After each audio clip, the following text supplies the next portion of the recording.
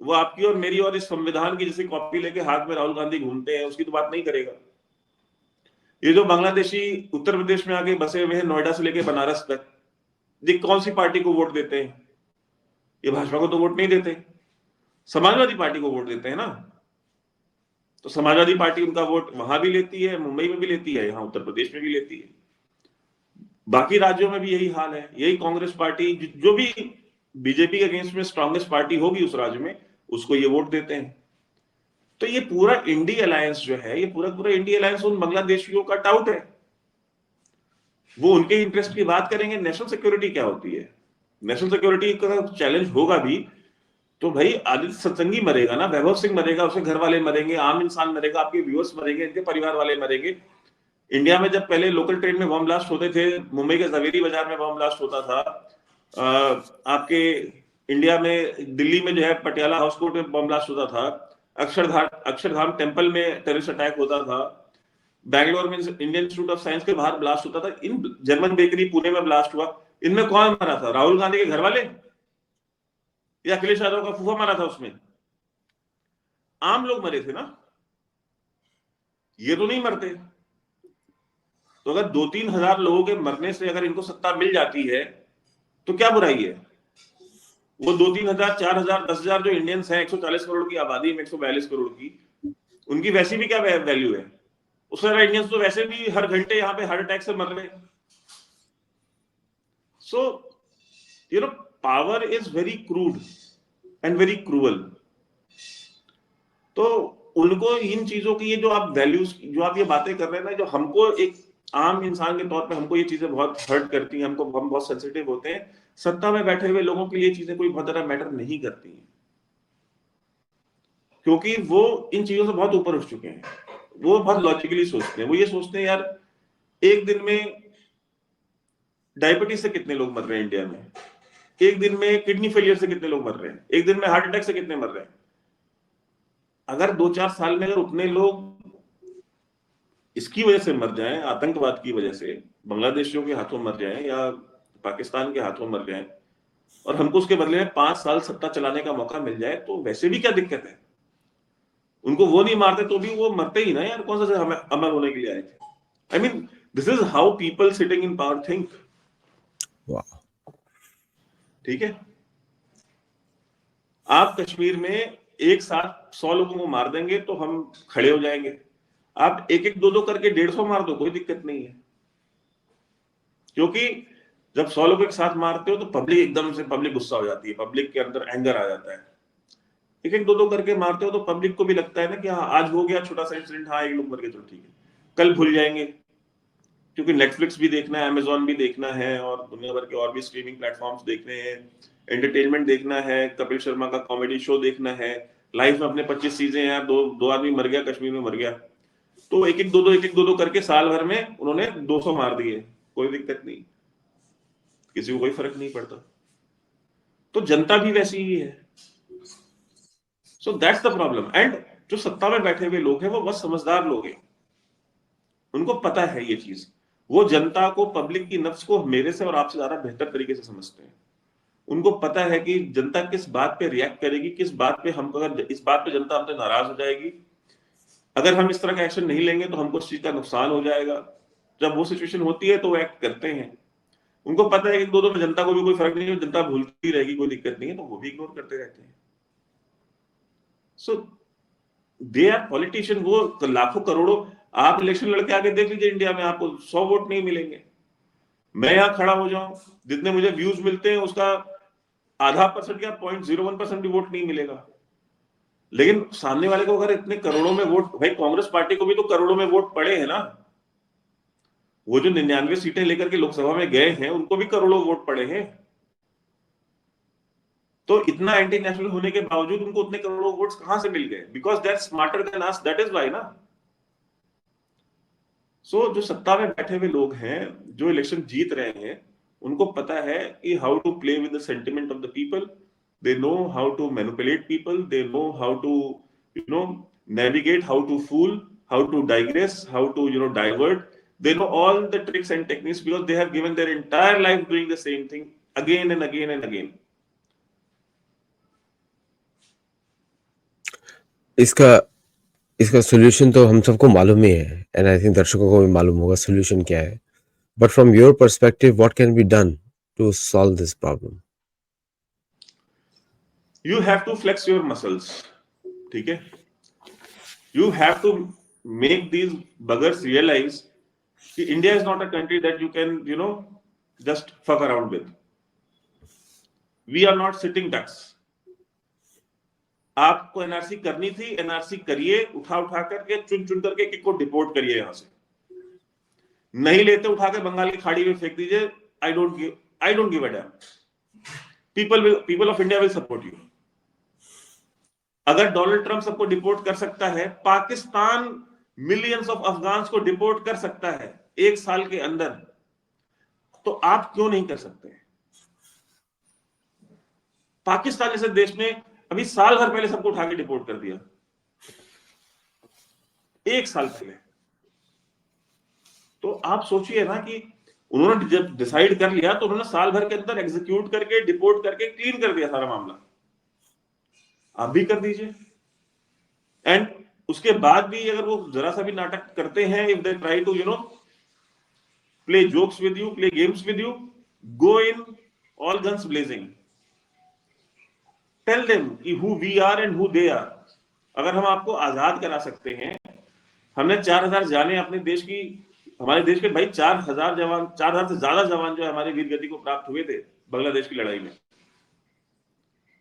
कम से कम अगर वो उनके बलिदान पे थूक रहे, कम से कम हमको तो नहीं थूकना चाहिए, ठीक है?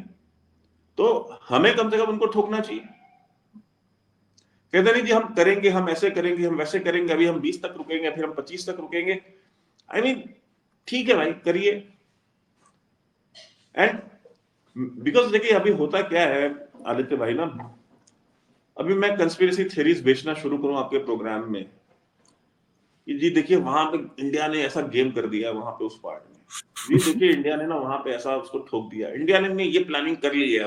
अब बांग्लादेश के पास समय बिल्कुल बचा नहीं है।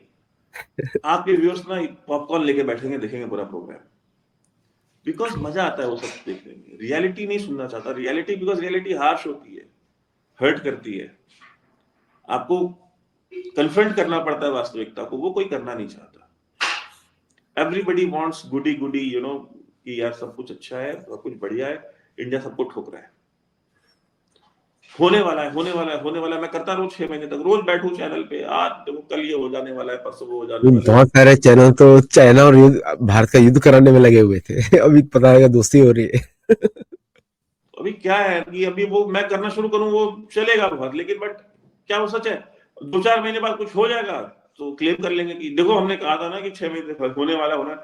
ये नहीं बताएंगे इस 6 महीने में होने वाला है, होने वाला है में कितने हिंदू मर गए, कितने हिंदुओं को जिंदा जला दिया गया, कितने मंदिर जला दिए गए, कितनी हिंदू औरतों के बलात्कार हो गए, कितनी हिंदू बच्चियां गायब हो गई जो आज तक मिली नहीं, वो नहीं बताएंगे। और उनसे भारत के लोगों को फर्क नहीं पड़ता है, क्योंकि उनको ये लगता है कि ये उनकी बहन के साथ, ये उनकी माओं के साथ, ये उनके घर की महिलाओं के साथ कभी होना नहीं है। वो उस इल्यूजन में जी रहे हैं, क्योंकि अभी वाईफाई भी फ्री का मिला हुआ है, डेटा भी फ्री का मिला हुआ है, टाइम भी अपने पास, ऑफिस आवर्स कंप्लीट करके आ चुके हैं 10 to 5 करके। हम तो अपने घर में आराम से रजाई के अंदर लेटे हुए हैं, सब कुछ तो बढ़िया है, कहाँ कुछ हो रहा है? तो मैं हमेशा एग्जांपल देता हूं कि लाहौर में आप चले जाइए, पेशावर चले जाइए, आप सियालकोट चले जाइए, जंग चले जाइए, कराची चले जाइए, जितने भी बड़े बड़े जो शहर थे वहां के, सियालकोट चले जाइए, जो मतलब बड़े शहर जो जहां पे अच्छा खासा बिजनेस था, व्यापार था हिंदुओं का, उस समय में हजारों लाखों की कोठियां बनवाई थी उन्होंने। वो कोठियां आज तक खड़ी हैं। सोचे क्या क्वालिटी ऑफ मटेरियल उन्होंने उस समय में यूज किया था उनको बनवाने के लिए। उसमें आज भी लोग रह रहे हैं, लेकिन वो रहने वाले लोग कौन हैं? क्या वो उनके परिवार के लोग हैं जिन्होंने बनवाई थी? नहीं, उनके परिवार के लोग यहाँ पे रिफ्यूजी कैंपों में रहे हैं, दिल्ली में, कानपुर में, बनारस में, अलग अलग शहरों में। उन कोठियों में कौन रह रहा है? उन कोठियों में वही जिहादी रह रहे हैं। तो आपकी, मैं फिर कहूंगा, आपकी जो आपके ये डुप्लेक्सेस, आपके ये अपार्टमेंट्स, ये आपकी जो सॉलिड बीवी के सॉलिटेयर डायमंड्स और सॉलिटेयर डायमंड के नेकलेसेस, ये सब यही रह जानी है। सो बिकॉज उनको भी यही गलतफहमी थी, अरे ऐसा कुछ नहीं होता, अरे फालतू की बातें हैं। तो आज जाके देख लीजिए उसमें कौन रहता है, वो लोग नहीं रहते, उनके उनके बच्चे पता नहीं कहाँ यहाँ। अब उनके नाती पोते कहानियां सुनाते हैं, हमारे ना वहां रावलपिंडी में इतना खेत था, वहां पे हमारी इतनी बड़ी हवेली थी, इतनी बड़ी कोठी थी। हमारा जी लाहौर के कृष्णा नगर में हमारा इतना बड़ा हमारी इतनी बड़ी कोठी थी, हमारा तो अपना खुद का पर्सनल मंदिर भी था, हमारा तो फलाना था ठिकाना था। वो जी हमारी वहां कराची में इतनी बड़ी बिल्डिंग थी फलाना। कहाँ है वो? आप तो भी रेफ्यूजी कैंप में हो ना। If you want your grandchildren to you know sing such stories in next 70 80 90 years, तो खोए रहिए अपनी गलत फहमियों में, सोए रहिए, मत जागिए। बट अगर नहीं चाहते हैं कि आपके नाती पोते भी यही इस तरह की बातें करें, तो जस्ट वेक अप।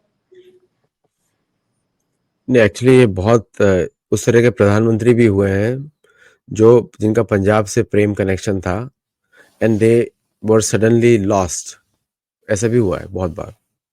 एंड ये भी हम लोगों ने देखा है, एक्चुअली दोनों साइड से हमने देखा है कि जो पंजाब में जो लोग हैं एंड पंजाबी हमारा एक मुल्क है, प्रेम से बात करना चाहिए, थोड़ा भाईचारा दिखाइए, and that has also gone on, we have seen that.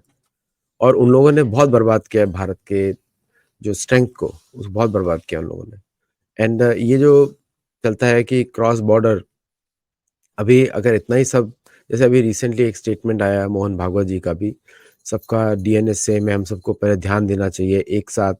तो they are softening the resolve also कि जो लड़ना चाहते हैं या जो एक्चुअली में सॉल्यूशन चाहते हैं, सॉल्यूशन तो एक ही है कि हिंदू और गैर हिंदू एक साथ नहीं रह सकते, that is the only solution. वो तो हमने सबने देख लिया है, we have written that also about it कि इट इज नॉट पॉसिबल, क्योंकि दोनों का रिलीजियस सेंटिमेंट्स अलग है, एक कॉन्करिंग माइंडसेट से है, दूसरा एग्जिस्टेंस माइंडसेट से है, दोनों का अलग अलग माइंडसेट है। तो इट इज नॉट पॉसिबल।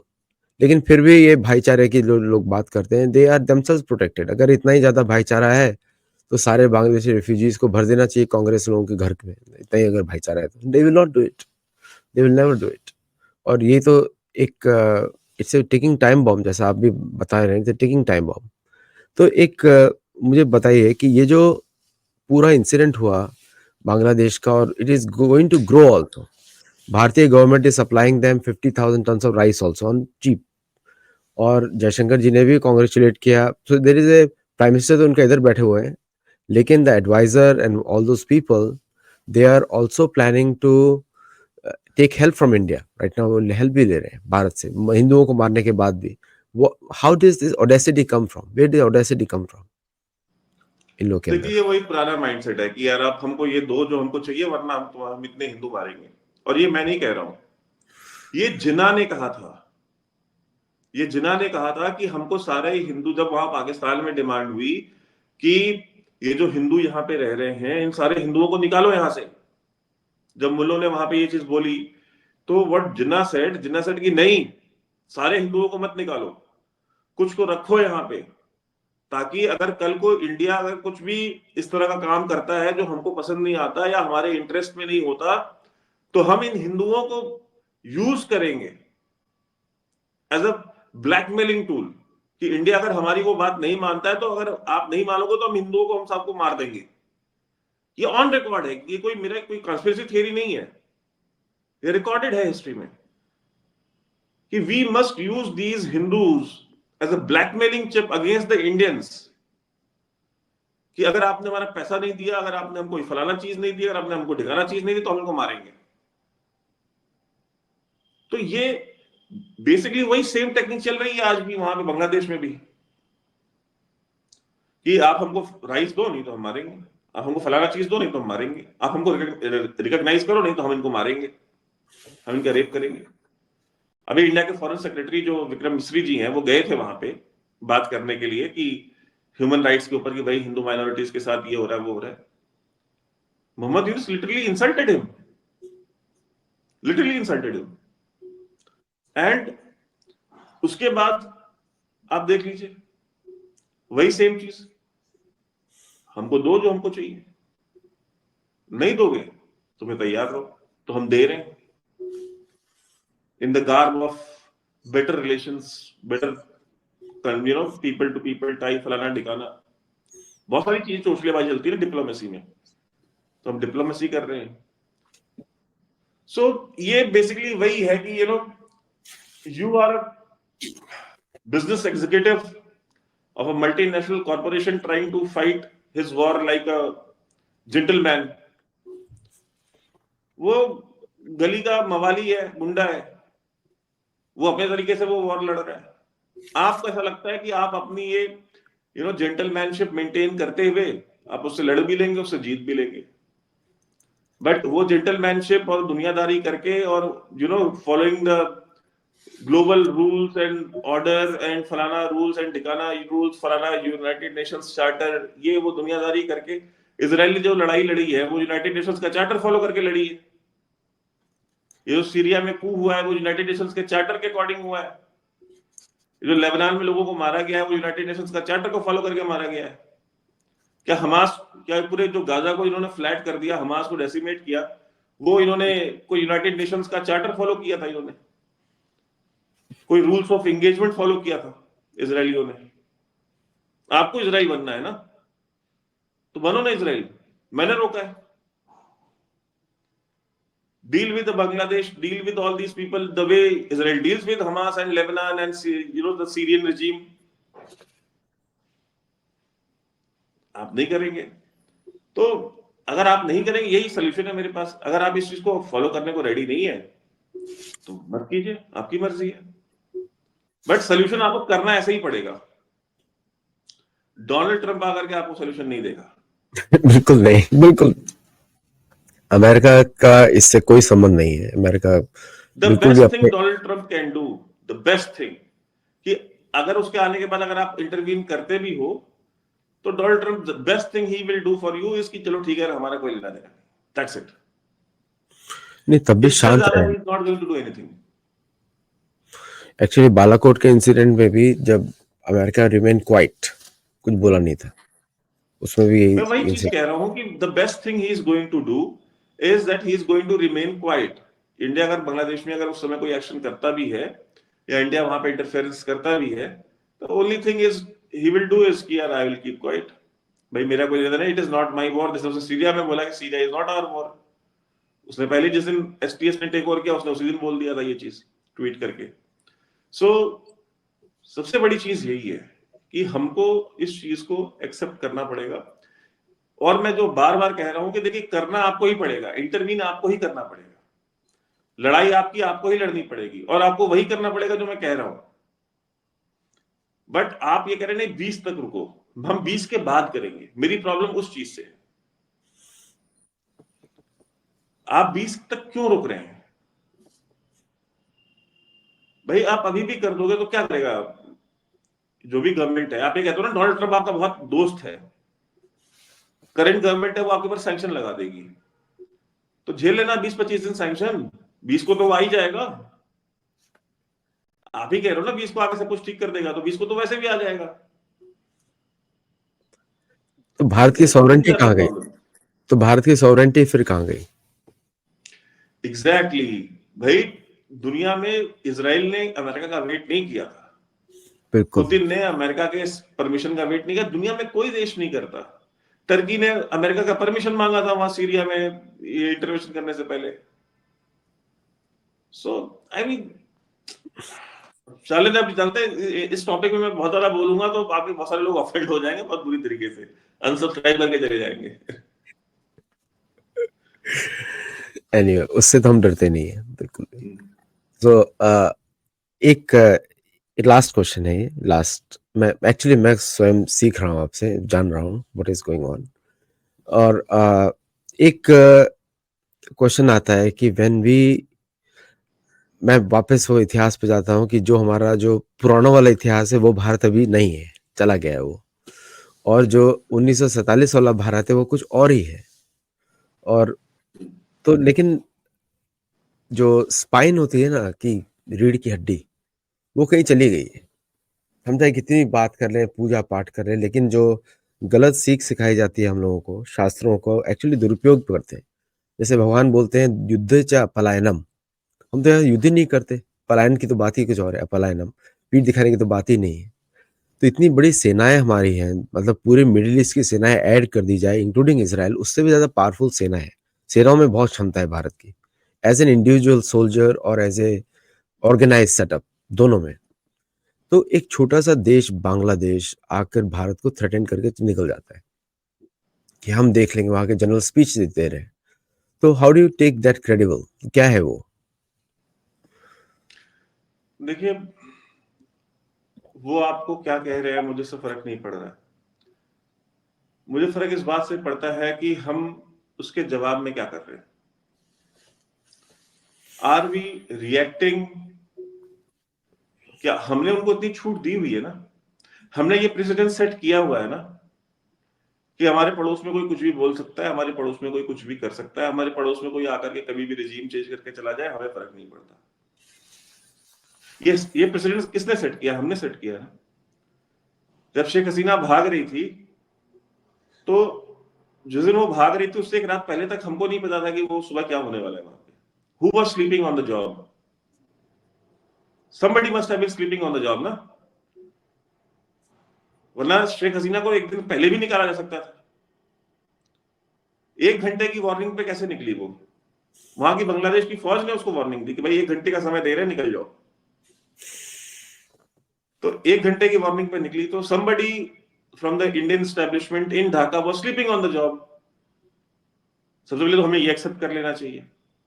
दूसरा, जब वो भाग के आई और वहां पे जब टेक ओवर कराया गया, हमारा रिस्पॉन्स क्या होना चाहिए था? हमारा रिस्पॉन्स होना चाहिए था कि how do we install her back, because she was the democratically elected leader. Have we done that? No, so far no.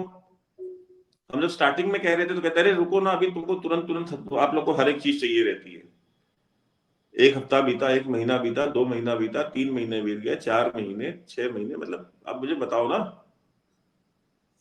Almost 6 महीने हो गए ना ये सारा का सारा कांड हुए। तो what have we done in past 6 months? क्या हिंदुओं की सिचुएशन बेटर हुई है? नहीं। क्या हिंदुओं के ऊपर हमले बंद हुए हैं? नहीं। क्या शेख हसीना के वापस जाने की कोई पॉसिबिलिटी है? नहीं। क्या ग्राउंड पे हमें कोई ऐसी एक्टिविटी दिख रही है कि शेख हसीना के सपोर्ट में लोग उतर रहे हो? नहीं। क्या हमें ऐसा कोई इंडिकेटर्स मिल रहे हैं बांग्लादेश में जैसे लग रहा हो कि हाँ कोई रेजिस्टेंस भी है, छोटी मोटी, कहीं दूर देहात गांव में ही, कहीं अखबार में ही, कहीं फेक न्यूज में ही, आर्टिकल्स में ही कहीं कुछ दिख रहा है? नहीं। तो व्हाट हैव वी डन? पहले हम वेट कर रहे थे कि एक बार यूएस प्रेसिडेंशियल इलेक्शन हो जाए, और मान लीजिए अगर डोनाल्ड ट्रंप हार गया होता तो क्या करते? ये सवाल मेरा आपसे है। मेरा ये सवाल हर उस इंसान से है जो ये हमको समझा रहा है कि डोनाल्ड ट्रंप के आने के बाद सब कुछ ठीक हो जाएगा। अगर ट्रंप हार गया होता तो क्या होता? फिर छोड़ देते उनको मरने के लिए सारे हिंदुओं को। मतलब इट्स डिप्रेसिंग, लिटरली डिप्रेसिंग। आप अगर आपको लॉजिकली, अगर कोई भी इंसान इस पूरी सिचुएशन को डे वन से अभी तक अगर सोचेगा, परमिटेशन कॉम्बिनेशन बिठाएगा और सिर्फ एक चीज को रिवर्स कर लेगा कि अगर डोनाल्ड ट्रंप की जगह अगर कमला हैरिस जीत गई होती तो क्या करते? हमारा हमारा ऑप्शन बी क्या था? ये जो सारे के सारे एक्सपर्ट्स हैं इनका ऑप्शन बी क्या था? ये जो दुनिया को पढ़ा रहे हैं कि 20 के बाद सब कुछ ठीक हो जाएगा, इनका ऑप्शन बी क्या था? क्या हम अबेंडन करने वाले थे उन हिंदुओं को? क्या हम अबेंडन करने वाले थे बांग्लादेश को? क्या हम अलाउ करने जा रहे थे कि वहां पे दुनिया भर के जिहादी आकर के बैठे और वहां बेस कैंप बनाए और वहां पे ट्रेनिंग करें? बिकॉज अगर वो होता, आप हमला तब करते तब भी अमेरिका इंटरवीन करता वहां पे। उसको जो सेंट मार्टिन आइलैंड चाहिए, आपको पता है ना सारा, तो यही है ना, उनको सेंट मार्टिन आइलैंड चाहिए। तो क्या हम अलाउ कर रहे हैं सेंट मार्टिन? अगर गई सेंट मार्टिन आइलैंड तो फिर ट्रंप को भी चाहिए होगा। तो अगर आप ट्रंप को अलाउ करते हैं कि ठीक है, ट्रंप ये कहता है ठीक है शेख हसीना को हम वापस भेज देंगे, तुम सेंट मार्टिन आइलैंड भेज दो, हमको दे दो, तो क्या आप अलाउ करेंगे एक अमेरिकन बेस वहां पे जहां पे वो बैठ के नागालैंड फॉर क्राइस्ट भी चलाए, कुकी लैंड फॉर क्रिश्चियंस भी चलाए? मतलब are we ready with CIA with all its $40 billion budget all its technology, all its resources, global might, हम अलाउ करने वाले हैं उस चीज को?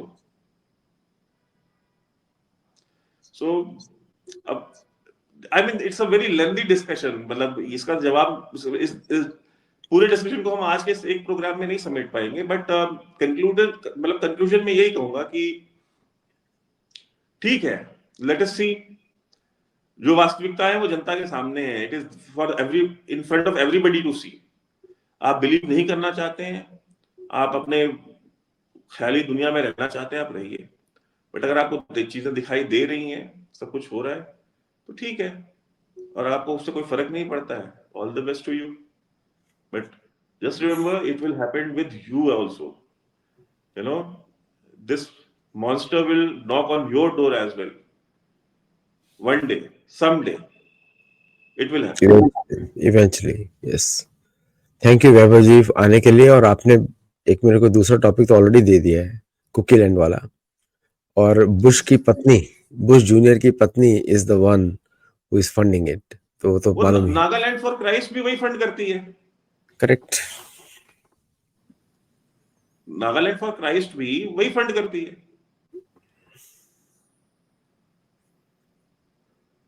और बहुत सारे वीडियोस भी आए हैं जहाँ पे American special forces and pastors are involved, और पूरी दुनिया को मालूम है कि अब सीआईए की ब्लैक ऑप यूनिट, वो कहते हैं ना कि डैनियल स्टीफन कॉर्नी जो है, वो डेल्टा फोर्स है इसकी, सीआईए की ब्लैक ऑप यूनिट, जो कि बगराम एयर बेस कंधार में जो पोस्टेड, जो बेस थी, वो उसका ऑपरेटिव है, वो वहां पे घुस करके वहां पे वो बुलेट प्रूफ जैकेट भी बांट रहा है, वो ड्रोन्स भी बांट रहा है, वो बूट्स, मिलिट्री स्टारलिंक, बूट्स भी बांट रहा है।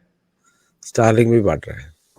हाँ, सो आई मीन, और बुश की बीवी उस नागालैंड फॉर क्राइस्ट को आज से थोड़ी फंड कर रही है, वो पिछले 40 साल से फंड कर रही है। एक्चुअली दर्शकों को मालूम होना चाहिए कि these are all burning issues, लेकिन हम लोग वैभव सिंह जी को वापस बुलाएंगे, उनको इनविटेशन देंगे, please come and speak on these topics, क्योंकि ये काफ़ी इंटरेस्टिंग भी है, प्लस एजुकेशनल है इन अ वे कि लोगों को तैयार तो होना ही पड़ेगा किसी भी तरह कि अपनी सुरक्षा की जिम्मेदारी आपका है। और जो लोग इंडियन अमेरिकन बात करते हैं तो they should see the US Supreme Court ruling, police has a right to not intervene when two people are fighting with guns. ये अमेरिकन लॉ है।